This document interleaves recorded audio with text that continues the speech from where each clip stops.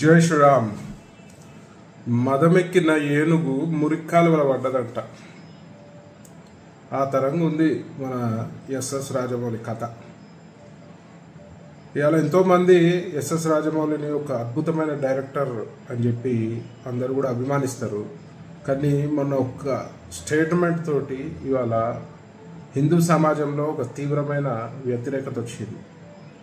మరి ఎస్ఎస్ రాజమౌళి నేను కూడా ప్రశ్నిస్తున్నా, నువ్వు దేవుడిని నమ్మకపోతే నమ్మకు, మరి నీ ప్రతి ఒక్క సినిమాకి ముందు పెద్ద ఎత్తున పూజ చేసి మరి ప్రారంభోత్సవం చేస్తావు కదా, మరి నువ్వు నమ్మనప్పుడు ఎందుకు చేస్తున్నావు? ఆల్రెడీ అందరు విమర్శిస్తున్నారు, దేవుని కథలతోటి నువ్వు అడగోళ్ళు డబ్బులు సంపాదించినావు అని చెప్పి. మరి వాస్తవమే కదా. మరి ఈ హిందూ సమాజం నీ యొక్క సినిమాలను చూడకపోతే ఓన్లీ నాస్తిక కుక్కలతోటే నువ్వు సినిమా చెయ్యి, ఓన్లీ నాస్తిక కుక్కలనే అలౌ చేయి నీ సినిమాలకి. మరి హిందువులు సినిమా చూడకపోతే నీ బతికేమవుతుంది, నువ్వేమవుతావు అనేది కూడా ఆలోచించాలి.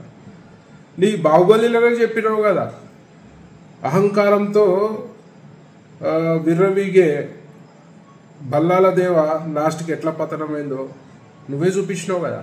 మరి అలా నువ్వు కూడా అదే అహంకార ధోరణితో పోతే మాత్రం నీ పతనం కూడా ఖాయమని చెప్పి ఈ సందర్భంగా తెలియజేస్తూ, మరి హిందువుల మనోభావాలని కించపరిచే విధంగా ఎవరైనా ప్రయత్నం చేస్తే మాత్రం బిడ్డ బాగుండదు.